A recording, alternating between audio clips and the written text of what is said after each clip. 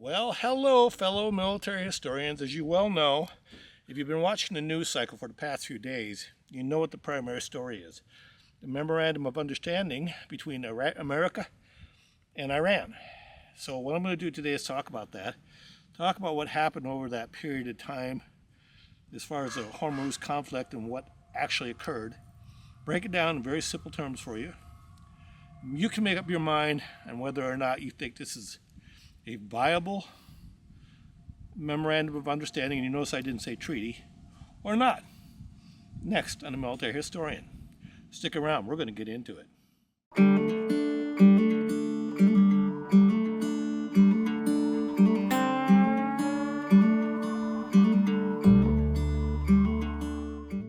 When and how the Hormuz conflict began. Now, the timeline in this was early 2026. And it ended under an agreement in late June 2026. The conflict stems from a collapse in regional diplomatic talks and severe long-term friction over nuclear and proxy activities. Well, the proxy activities are Iran funding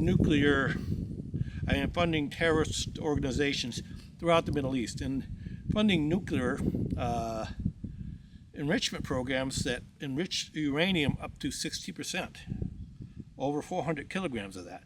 Now, if anybody's ever spent any time watching all of this knows there's no reason to enrich uranium up to 60%. 3% is more than enough for commercial use. It works just fine. So we had to ask, why exactly are you doing this to 60? Well, that was a question that people have been asking for years, including Israel and Mossad and all the intelligence agencies who said very clearly this does not make sense. Well, it stopped making sense in 2026. And under the 12-day war, we put most of, if not all of their nuclear facilities, 7 of them, out of business.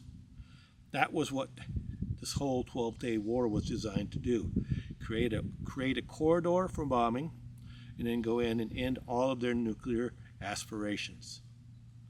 So, with that being said, what events led up to the military conflict within the region?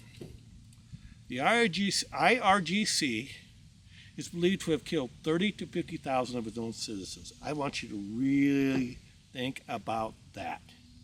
30 to 50,000. That's genocide. While actual numbers may never be verified, the mass genocide of its own people has been verified.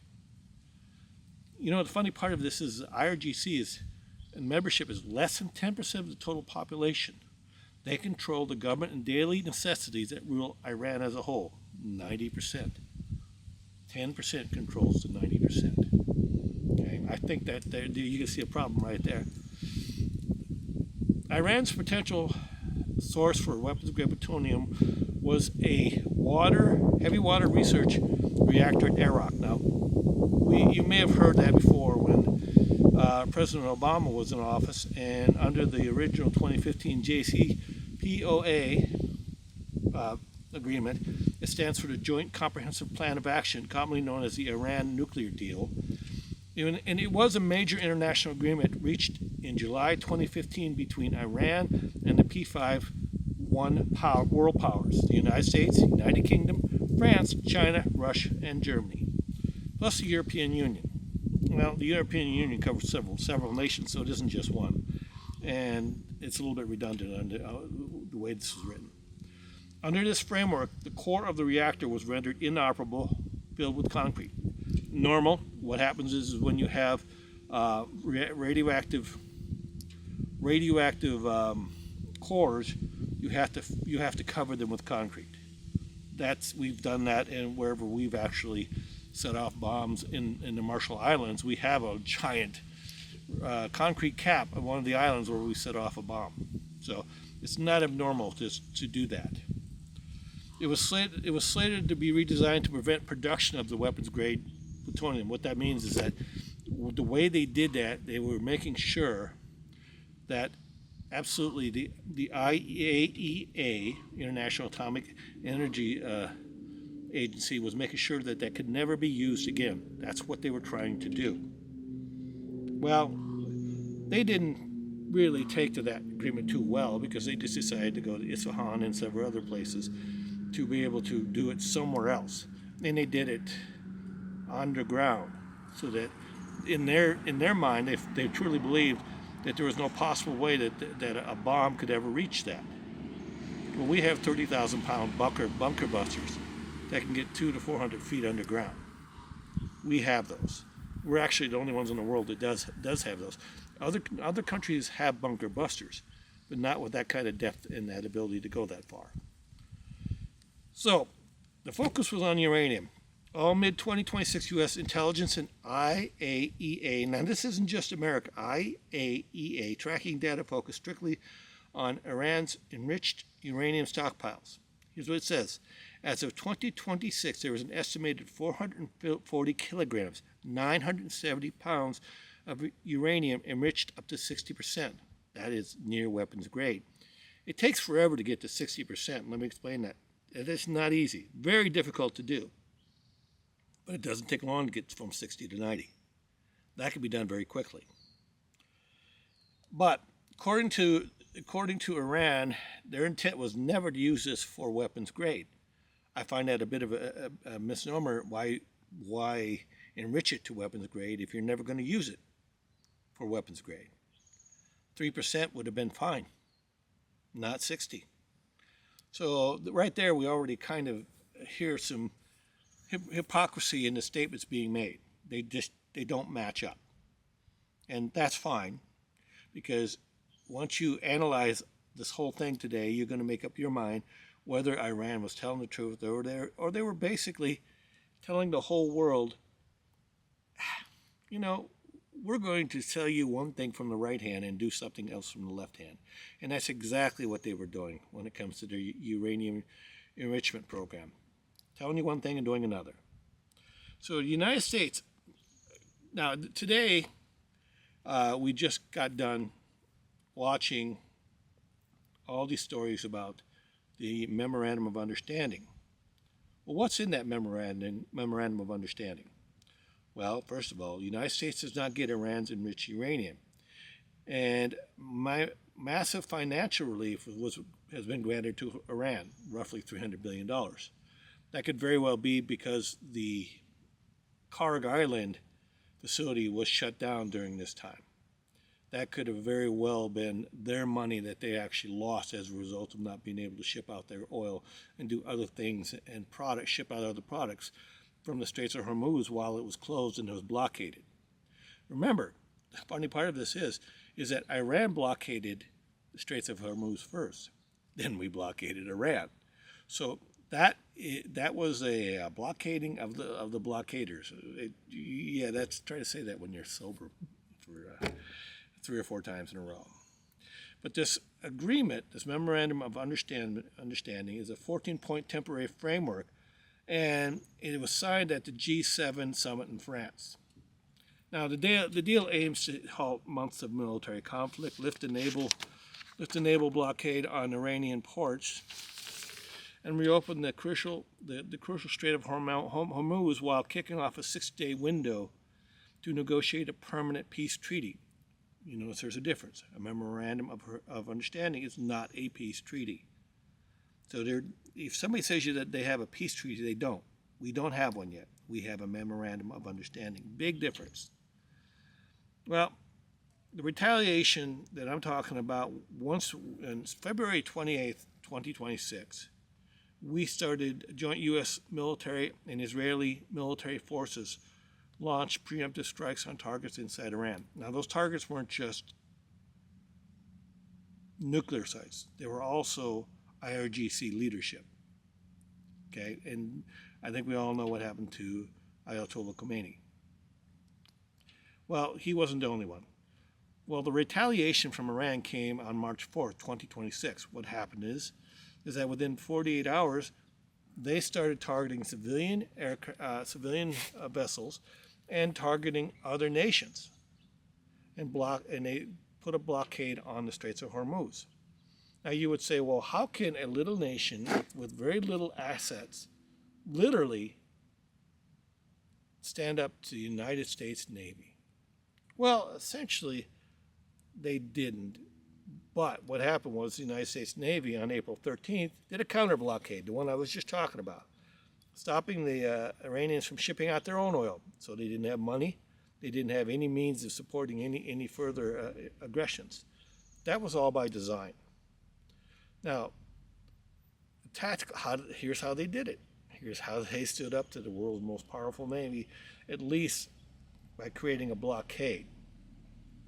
The tactical hardware. Asymmetric warfare versus naval supremacy. Battle of the Straits of Hormuz is a classic conflict between high-tech conventional defense and cheap distributed asymmetric offense. I saw this in Iraq too. The Iraqi terrorists or resistance groups would actually take Toyotas, mount a machine gun on the back of it, and turn it into a weapon. It's not abnormal. They just took that one step further and decided to do that with boats in the Straits of fast boats in the Straits of Hormuz. So what they've done, loitering munitions, drones. If you ever wonder about how good they are with drones, don't. So drones are very effective. Are very effective in warfare. We are now headed towards drone warfare. I don't think anybody would argue that. Well, Iran's already headed that direction. They've been headed that direction for a while. They're pretty good at it. Anti-ship ballistic and cruise missiles. Yes, they do have all of that. And that's hidden deep within the heavily fortified tunnels on Qasem and Arak Islands. Iran utilizes land-based missile systems. Military intelligence indicates that the potential capability upgrades, including the deployment of highly advanced supersonic anti-ship missiles. Yeah, they have them, which is another thing that you should be very aware of. Did they have the delivery systems? Should they need them for a nuclear weapon? Oh, absolutely, they had them. If you've been watching the news, they've been delivering missiles to other countries 500 miles away, 1,000 miles away. They've always had them. So you've seen stuff coming out of Tehran to Tel Aviv, and that's 1,500-mile difference. Despite the corridor that the Israelis created, they still have been very effective by swarming drones. Okay? Just swarming fast attack crafts, small, nimble speedboats operated by the Irgc. They're armed with rocket launchers and shoulder-fired missiles. They use hit-and-run tactics to intercept tankers in restricted waters. Yes, hit-and-run tactics have been very effective against the American military. You can't kill what you can't catch. And that's exactly what the concept is. You hit, you run, you move, you're done. You're gone long before anybody actually has a chance to get you. Now, I saw this in Iraq when they would launch mortars. They would do hit-and-run tactics. They would be gone literally within minutes of launching a mortar. We would go where they were, but they weren't there anymore, and it was very effective. Now, smart sea mines. Smart sea mines deployed covertly in shallow shipping channels, forcing Western Navy vessels into exhaustive, slow mine clearing sweeps. Yeah, that's throughout the several choke points or straits throughout the world.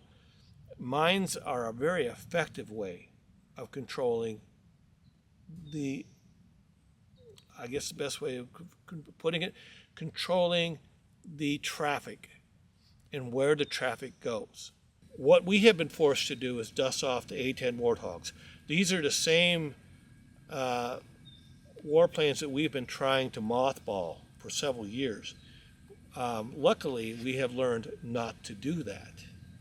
We are literally trying to save the A-10 Warthog, and we brought them back into duty because they may be slow, they may not be the most maneuverable, but they certainly can handle fast attack crafts, and they can handle multiple crafts at the same time and target up to a dozen. I believe it's a dozen different targets at one time. A dozen. Pretty incredible. So we've dusted that off.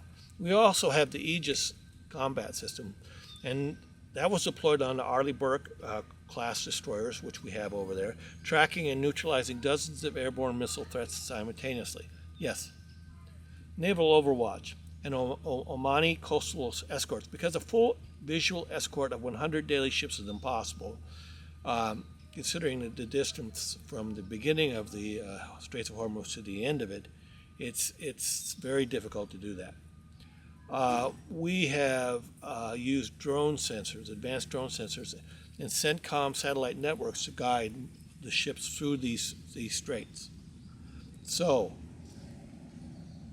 if you can imagine from a captain's perspective and Hapag, Lloyd, and other oil companies' perspectives, insurance companies' perspectives, they're not very quick in rushing to send a $120 million oil tanker through on the reliance that a drone will save them. Okay? A drone may not. A drone may actually may not be enough, particularly if you're talking some areas, literally, of the Hormuz Strait that are 5 miles wide, just 5 miles wide. Your response time is next to nothing. That's a problem, particularly if they're going to be firing missiles. They're going to be firing missiles from the shoreline. You have no response time. That's what we are facing over there right now. Now, Kharg Island is the main source of everything they do, literally everything. And Iran depends heavily on Kharg Island. Well, what is it? It's a small coral fringe Iranian island situated in the northern Persian Gulf, and it serves as Iran's primary maritime economic life support system. The significance: Kharg Island handles over 90% of Iran's total crude exports. 90%. And it holds massive storage tank farms. I think we've all seen this on TV. We've seen pictures of it and video of it. It has loading docks and deep water berths capable of loading massive supertankers, VLCCs. If Kharg Island goes completely offline, Iran's formal economy effectively ceases to function. Absolutely true. Okay. What's really important about this is that these deep water berths have to accommodate these large oil tankers. That is not easy. 67 feet is what I remember it being as far as the depth from the bottom all the way down to where the base of the ship is. So you have to be able to accommodate at least 67 feet of ship underneath water. So, on March 13, 2026, U.S. Air Force conducted a massive bombing campaign on Kharg Island, and they targeted primarily at knocking out IRGC's defense radar, missile batteries, and military garrisons, while intentionally avoiding, and this is very important, avoiding sensitive civilian oil infrastructure. Why did they do that? Well, there's a very clear charter in the United Nations and in the Geneva Conventions that says you cannot target a country's resources in a wartime situation. You can't do that. Okay. If you all remember, during the Gulf War, Saddam Hussein targeted much of Kuwait's oil wells, setting them on fire. That is completely illegal. That's a war crime. Can't do it. All right. The current sanctions and the cat and mouse game that's going on right now, despite the heavy military presence and the tight U.S. naval blockade, the island does remain operational. Just recently, independent maritime tracking firms like Kepler detected 4 Iranian supertankers successfully slipping through the blockade, carrying 7 million barrels of oil destined for secret ship-to-ship transfers in Southeast Asia.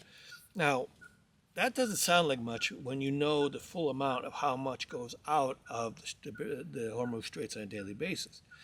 Each one of these supertankers can carry up to 2 million barrels of oil.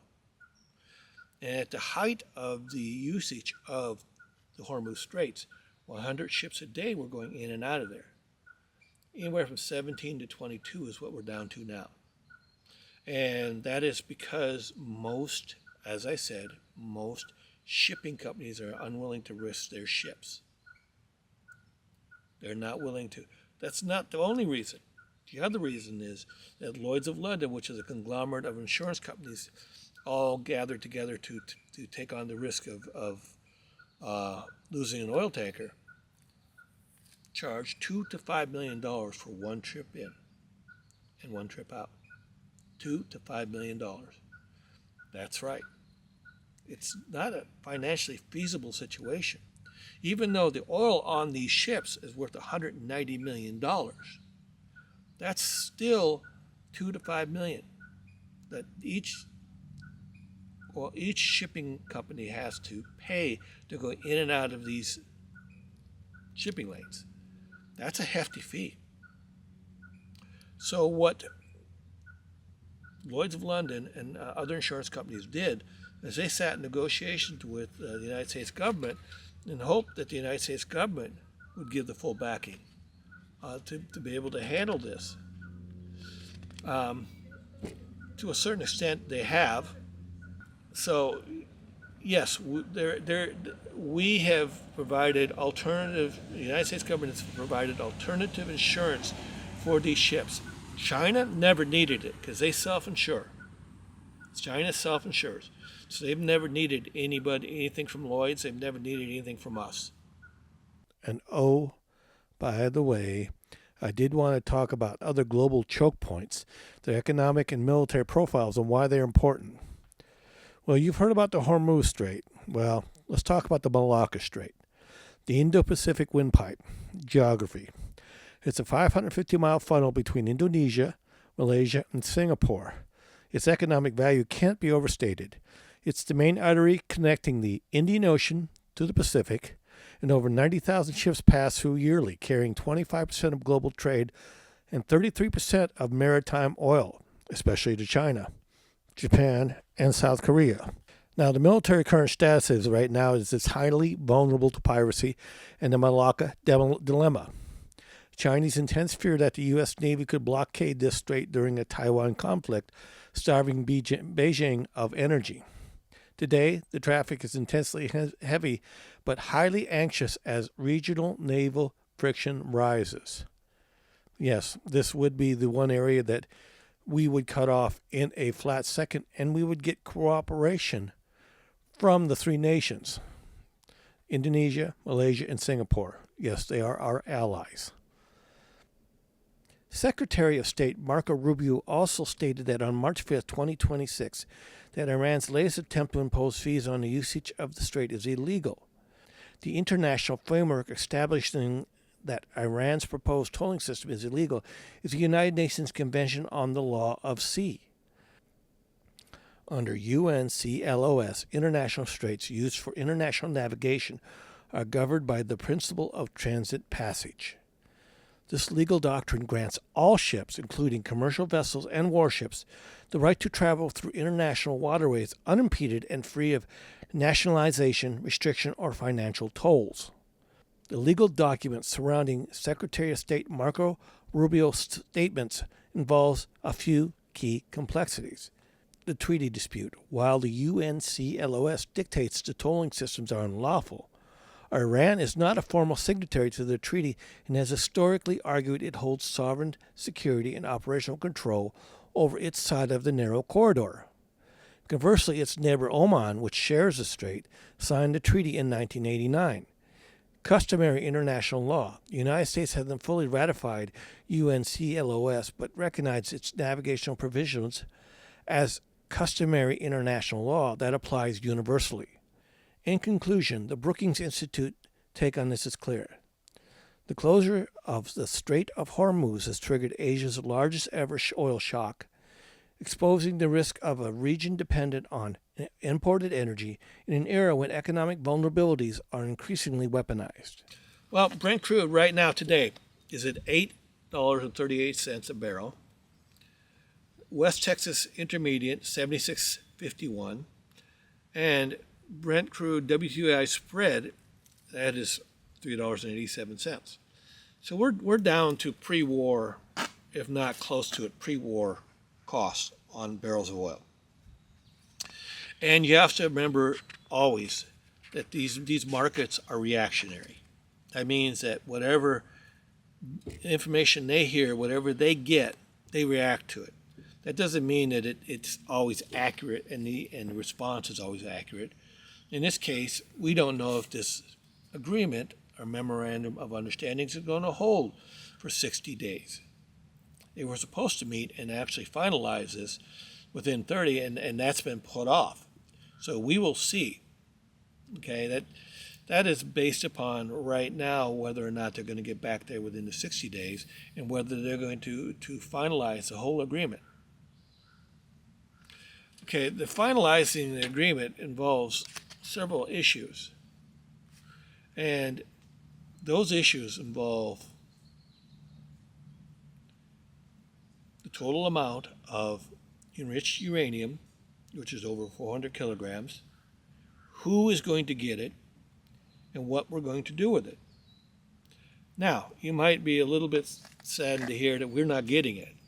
As I said earlier in the show, that is not what's going to happen. The International Atomic Energy Agency is going to come in and they're going to dilute this stuff. And they're going to turn it into something other than the 60%. They're going to try to turn it back into the 3%. Okay? Now, let me talk to you about what's involved with that. That's important. We have to kind of understand why that means something and whether we had a victory or not. Once again, here's the terms, according to the new Memorandum of Understanding. The U.S. does not take possession of uranium. Despite President Trump's previous insistence that the U.S. would take possession of or destroy Iran's highly enriched uranium, the signed agreement leaves a stockpile in Iran.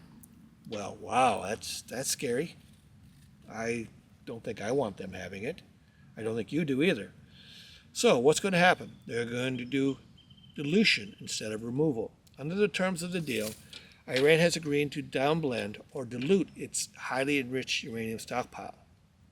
Rather than turning it over, the process will be supervised by the inspectors from the International Atomic Energy Agency. You remember those guys? They were supposed to go in there under Saddam Hussein and inspect all of this stuff, and they never got a chance to. Well, let's see if they actually are more successful this time. We would hope they're going to be. Now, the low-level enrichment is allowed. The primary framework allows Iran to maintain its civilian nuclear infrastructure and continue enriching uranium at a low level. It's capped at 3%. 3% is not weapons grade. Can't be used for weapons grade. So it's strictly for civilian purposes, such as generating electricity. And I'm going to tell you how we take it down from 3% to 60%. Downblending enriched uranium from 60 to 3% is technically straightforward and easy, whereas enriching it from 3% back to 60 or 80, as I said, unbelievably difficult. It took them years, decades, and we know this because we have been watching them for decades. It took them decades to get up to 60. And it's going to take just a little downgrading or downblending to get it back to 3%. They're not getting it back up to 60 anytime soon.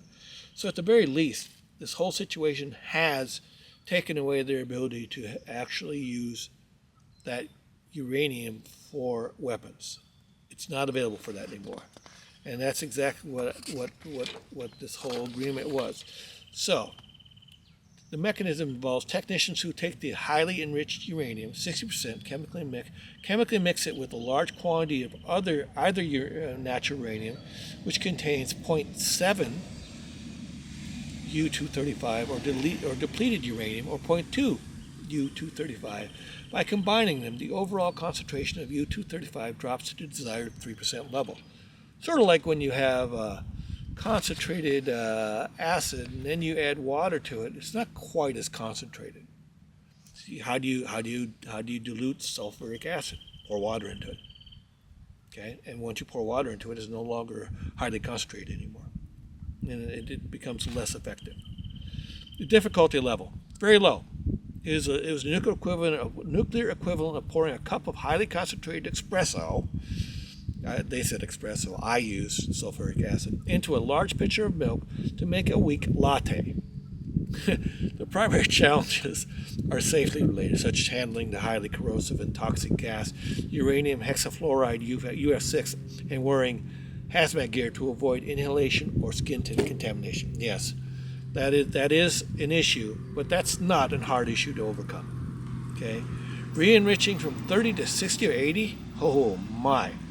If Iran downblended its current stockpile, but later decided to breach the deal and build a bomb, how hard would it be to go back to the 60, 80?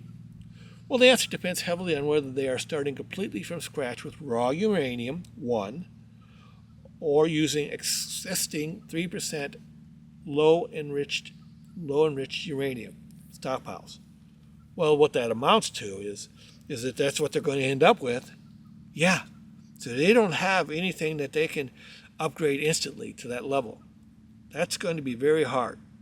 The physics of enrichment. Separate work units. To understand the enrichment, nuclear scientists use measurements called a separative work unit, SWU, which measures the amount of effort required to separate the lighter 235 atoms from the heavy 238 atoms. That's what gets you the enriched uranium at 238. U-238 gives you that 60%. That is very difficult, very time-consuming, and very costly. We just put a massive wrench in that one right there.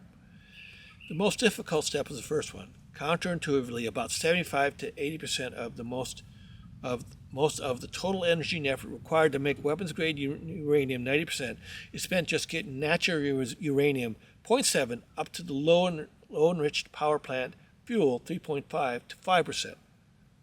Yeah, your biggest jump is from 0.7 to 60. Good luck. That takes years and that takes decades.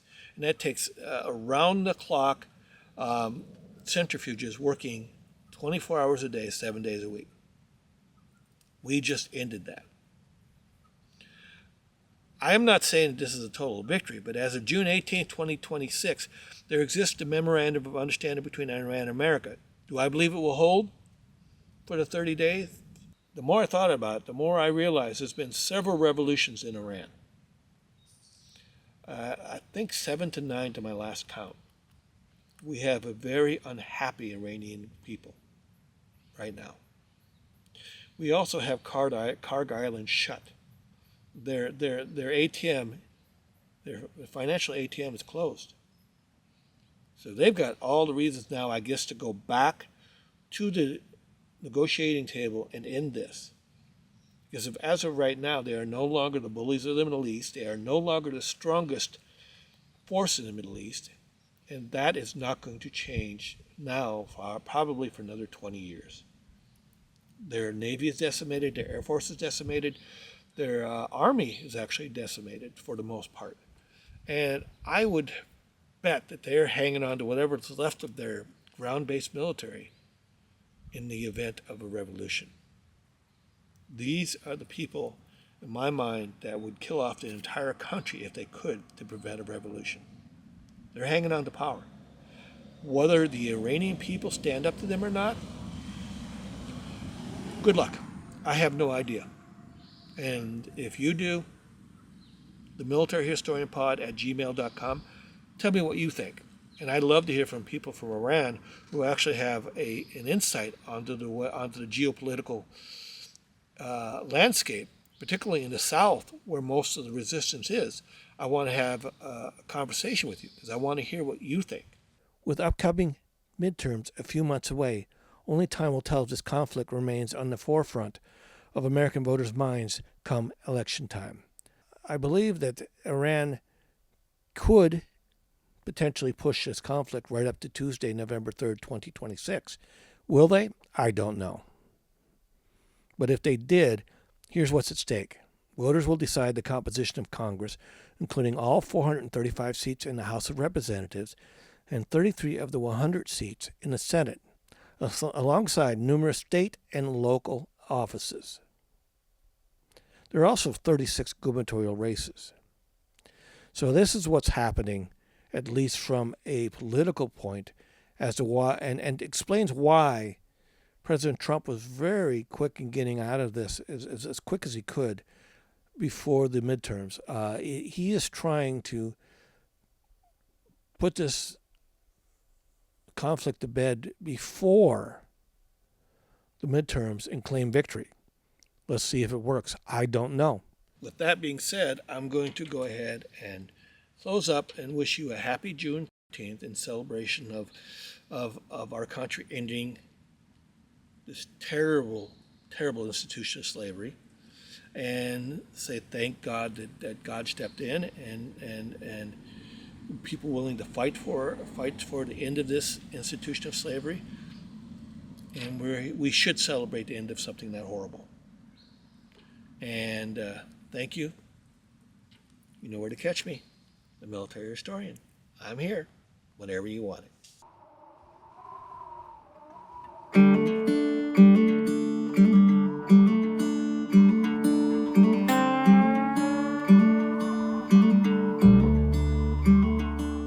Military Historian channel. If you like what you see, hit the like and share button. And email me at themilitaryhistorianpod@gmail.com. We have more episodes coming up, and you can also let me know what you would like to see. Now, all I ask in the comments section is that you be respectful, and I'll try to answer as many as I can. Thank you, and catch you on the next episode of The Military Historian.